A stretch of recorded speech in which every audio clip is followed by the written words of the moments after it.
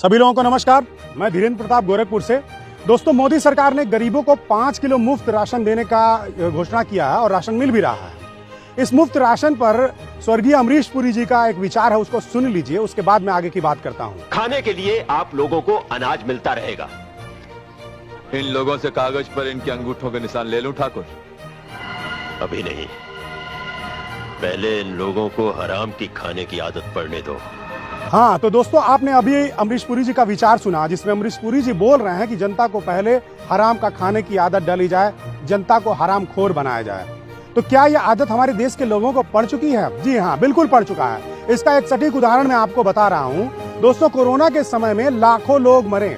ऐसा कोई व्यक्ति नहीं है देश में जिसके परिचित में कोई मरा ना हो, कोई रिश्तेदार मरा ना हो, कोई सगा संबंधी उसका मरा ना हो। और उस दौरान ये लोग इस तरह से सोशल मीडिया पर रिएक्ट कर रहे थे जैसे कि लॉकडाउन खत्म होते ही सरकार के खिलाफ आंदोलन करेंगे, सरकार को उखाड़ करके फेंक देंगे, ये कर देंगे, वो कर देंगे। लेकिन इसी दौरान सरकार के द्वारा एक अफवाह फैलाई गई कि कोरोना के द्वारा मरने वाले लोगों को 10 लाख रुपया मुआवजा दिया जाएगा। कहीं कहीं भाजपाइयों ने इसे 40 लाख बता करके लोगों को गुमराह किया।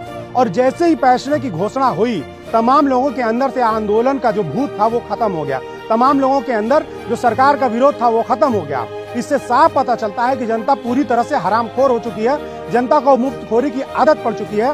और अब यह जनता कहीं पर केवल 5 किलो राशन में ही महंगाई, बेरोजगारी, अशिक्षा, भूखमरी, आतंकवाद, जातिवाद, सांप्रदायिकता सबको भूल चुकी है, दंगे फसाद को भूल चुकी है, हिंदू मुस्लिम का जो बंटवारा हो रहा है उसको भूल चुकी है। देश में यह भी कहा जा सकता है कि जो भूखा है वो जा करके राशन लेगा, लेकिन जो भूखा है वो आंदोलन भी कर सकता है। लेकिन कहीं पर भी कोई आंदोलन यहाँ पर दिखाई नहीं दे रहा है।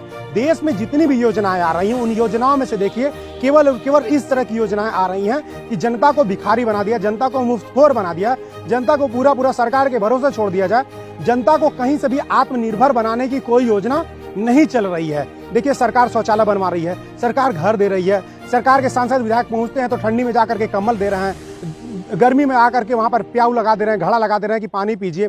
तो इस तरह की ये जो योजनाएं हैं, ये जनता को पंगु बनाने वाली है। सरकार को चाहिए कि वो जनता को रोजगार दे। सरकार को चाहिए कि शिक्षा को पूरी तरह से मुफ्त कर दिया जाए, कि एक आम आदमी पढ़ सके, उच्च शिक्षा ले सके, तकनीकी शिक्षा ले सके। लेकिन शिक्षा का पूरी तरह से निजीकरण और व्यवसायीकरण कर दिया गया है, बाजारीकरण कर दिया गया है। सरकार को चाहिए चिकित्सा की सुविधाओं को पूरी तरह से मुफ्त कर दिया जाए, लेकिन सरकार क्या कर रही है? उसको नहीं मुफ्त कर रही। सरकार आपको मुफ्त में राशन दे रही है।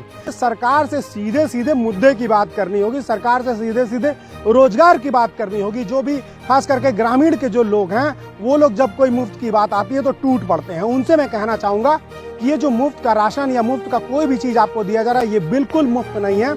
ये जो आपको दिया जाता है वो सरकारी खजाने से निकाल करके दिया जाता है। सरकारी खजाना जब खर्च होता है तो सरकारी खजाने को भरने के लिए महंगाई को बढ़ा दिया जाता है, टैक्स को बढ़ा दिया जाता है, और उसी टैक्स से फिर सरकारी धन खजाना बनता है, और उसी सरकारी खजाने में से कुछ उसमें से निकाल करके आपको दे दिया जाता है और आप उसमें खुश हो जाते हैं। आप सोचिए कि पेट्रोल डीजल पर आज सरकारें 100 रुपया का पेट्रोल है तो उसमें 70-75 रुपया सरकारें जो है टैक्स ले रही हैं। मतलब 70% जो पैसा है वो टैक्स का पैसा है, और वो टैक्स का पैसा आपसे लिया जा रहा है। और मुफ्त वैक्सीन, मुफ्त में राशन, ये सरकार जो प्रचार कर रही है, सोचिए एक प्रिंटेड झोला है जिसमें मोदी की फोटो लगी हुई है, उस झोले में 5 किलो राशन दिया जा रहा है। जितने का वो राशन है उतने का ही वो झोला है। यानी कि सरकार जितना आपको राशन नहीं दे रही है, उससे ज्यादा वो पैसा प्रचार में खर्च कर रही है। ये सीधे सीधे तौर पर सरकार अपनी मार्केटिंग कर रही है, अपना वोट बैंक बढ़ाने की कोशिश कर रही है। ये दिखाने की कोशिश कर रही है कि हम आपको मुफ्त में दे रहे हैं, जो वो कहीं से भी मुफ्त नहीं है। वो भरपाई हम ही आपको करना पड़ेगा।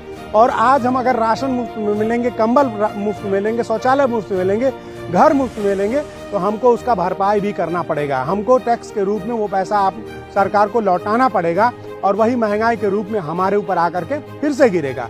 लेकिन इसके साथ साथ जो सबसे बुरी बात है कि हमारे लोगों के बीच हरामखोर बनने की प्रवृत्ति आगे बढ़ती जाएगी, भीख मांगने वाली प्रवृत्ति आगे बढ़ती जाएगी। सरकार आपको भिखारी, भिखमंगा बनाना चाहती है, सरकार आपको आत्मनिर्भर नहीं बनाना चाहती है। अगर आपके अंदर जरा सा भी आत्मसम्मान बचा है तो सरकार से भीख मांगने के बजाय अधिकार मांगिए और उनसे कहिए कि हमको रोजगार दें। सोचिए कि अगर आपके पास रोजगार होगा तो क्या आप 5 किलो राशन के लिए लाइन लगाने जाएंगे?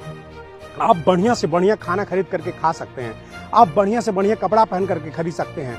सांसद विधायक आते हैं, कंबल बांटते हैं गाँव में। अगर आपके पास रोजगार रहेगा तो एक बढ़िया मखमली कंबल आप खरीद सकते हैं। सरकार आपको शौचालय दे रही है, उसमें भी खूब कमीशन खोरी हो रही है। और उस शौचालय में न तो बैठने की जगह, न तो पानी रखने की जगह है। और वैसे शौचालय के नाम पर सरकार आपको मूर्ख बना रही है। अगर आप नौकरी मांगते सरकार से और आपके पास नौकरी हो जाएगी तो आप एक बहुत बढ़िया शौचालय बनवा सकते हैं, बहुत बढ़िया घर बनवा सकते हैं। तो प्लीज मेरे साथियों, मेरे दोस्तों, मेरे देश के लोगों, इस मुफ्तखोरी की सरकार को हटाइए। ये मुफ्तखोरी के नाम पर केवल महंगाई बढ़ाएगी, जो मुफ्त में बांटेगी उससे ज्यादा आपके ऊपर कर्ज लाद देगी और ये देश हमेशा भिखारी होता चला जा रहा है। आप देख रहे हैं एक एक करके हमारा जो रेलवे, हमारा एयरपोर्ट, हमारी जितनी सरकारी संस्थाएं सब बिकते चली जा रही हैं, सब अंबानी अडानी के हाथों में चली जा रही हैं। केवल इसी नाते हो रहा है कि क्योंकि सरकार सरकारी धन का बेतहाशा दुरुपयोग कर रही है और उसके पीछे केवल और केवल आपकी चुप्पी है, आपका लालच है, जनता का लालच है। जिस तरह से कोरोना में लाखों लोग मारे गए, लेकिन मुआवजे की लालच में लोगों ने कहीं कोई आंदोलन नहीं किया, सरकार का कहीं कोई विरोध नहीं किया। उसी तरह से आज सरकार 5 किलो राशन दे रही है, कहीं से महंगाई का कोई विरोध दिखाई नहीं दे रहा। शिक्षा व्यवस्था पूरी तरह से चौपट हो चुकी है, भ्रष्टाचार चरम पर है। आप देख लीजिए कि जितने हमारे सोशल मीडिया से लेकर के जितने लोकतंत्र को मजबूत करने वाले पत्रकार पत्रिकाएं हैं, उन सब पे प्रतिबंध लगाया जा रहा है। एक तरह से देश में तानाशाही लागू कर दी गई है, धरना प्रदर्शन नहीं करने दिया जा रहा है, कोई विरोध नहीं करने दिया जा रहा है। जो भी विरोध कर रहा है उसके ऊपर फर्जी मुकदमे लादे जा रहे हैं। तो ये जो हमारा लोकतंत्र है वो पूरी तरह से खतरे में। हम देश का जो नौजवान है उसकी मानसिकता भीख मांगने की बनती चली जा रही है। हमारा जो देश का पहचान है वो खत्म होते चला जा रहा है। इन सब से हमको बचना होगा और सरकार द्वारा चली जा रही हर चाल को समझ करके उसका जवाब देना होगा। तो उठ खड़े होइए और सरकार से भीख मांगना छोड़ करके अधिकार मांगना शुरू कर दीजिए। आप सभी लोगों को धन्यवाद।